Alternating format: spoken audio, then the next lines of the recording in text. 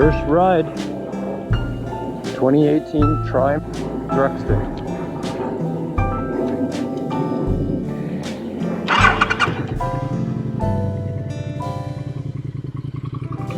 Why aren't all bikes standard? Some bikes you have to push the clutch, some bikes you don't.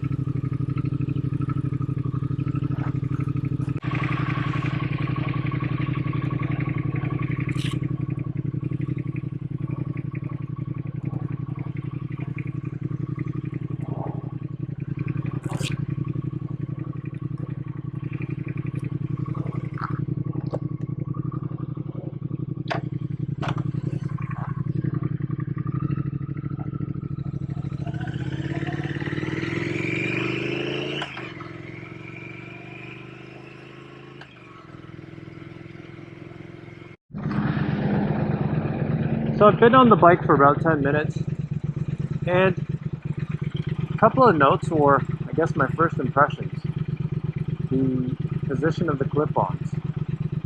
It's kind of similar to the sport bike I just rode, which is a KTM RC8R, in the sense that of the angles. Like the angles of the actual clip-ons are similar, but obviously the height and the ergonomics are a lot different. But on the note of ergonomics, the thing that I noticed about what I'm feeling as I'm riding is that my knee position or my leg position, I can't really find something that feels natural.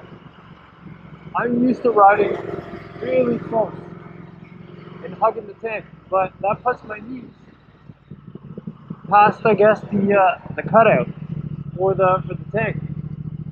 So if I move myself a little bit further back, where there's a gap behind the tank, I find my knees in a much better position. So I think maybe that's how they intended the bike to be ridden. I'm not really sure.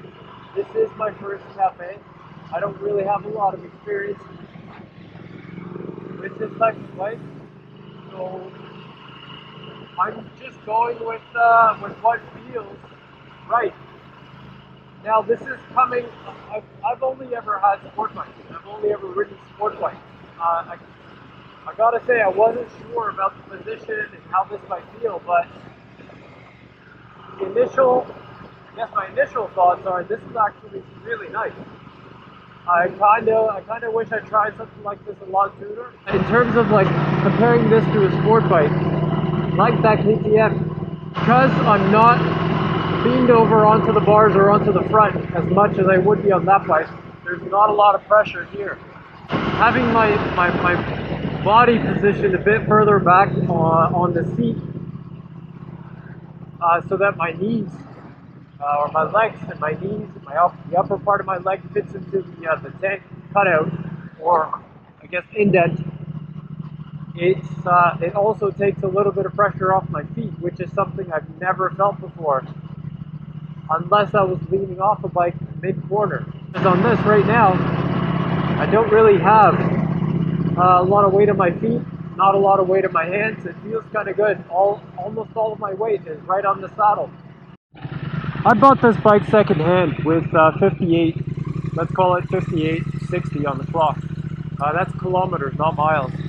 And there's a couple of things about, I had to adjust the mirrors, obviously, which they are surprisingly sturdy. They don't vibrate a whole lot, which is something I'm not used to. Every bike I've ever rode, mirrors just vibrate like crazy. But the other thing I noticed is the gauges. They are incredibly solid. There's no vibration that, like I can feel the vibration in the bike, but I don't really feel anything or notice anything around here. It's all very sturdy, very solid. Here we go. Light's about to turn green. A couple of twisty bits coming up. Clear.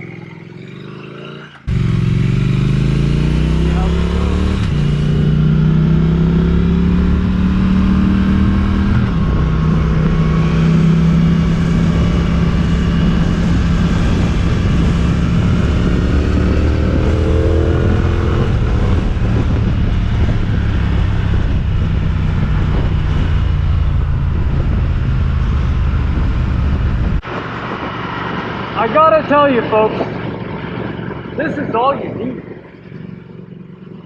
Less than 100 horsepower.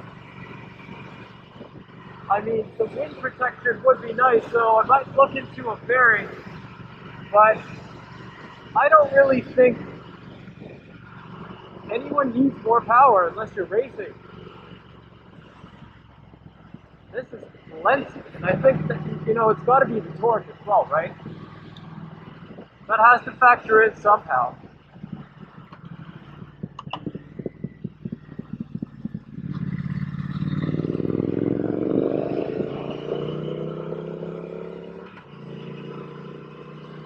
Oh, this feels good. Okay, did a couple of other things I wanted to try out. Nice strong pull from second and from third. Didn't want to record those for obvious reasons. The brakes aren't the best, but I think that just could be pads, maybe. It just needs a refresh on pads, maybe some fresh fluid. These are Brembo, so they should be pretty good, but could be the additional weight of the bike as well. I'm used to sport bikes which tend to be lighter and tend to have really good brakes. And the last sport bike I rode is the KTM RC8 that I'm absolutely selling, which has some incredible brakes on it. Gotta say, these Showa forks, the Öhlins Rare, it's a nice surprise. It's not a surprise, but it's a delight. Everything just feels right. I'm sure there's some adjustments I could do in terms of pressure, rebound, preload. Bike feels really good over little cracks in the road in general, all bumps, imperfections, but I suppose there's really nothing other than what I talked about that I want to update. I'm not sure if I can get a steering damper for this, but it's definitely something I'd look into.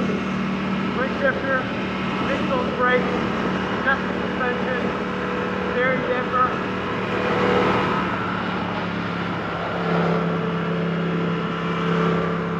It sounds right, power's good, don't really want to do anything in that regard. I guess it's just going to be mostly aesthetics then. Alright, let's ride home. Wrap this up.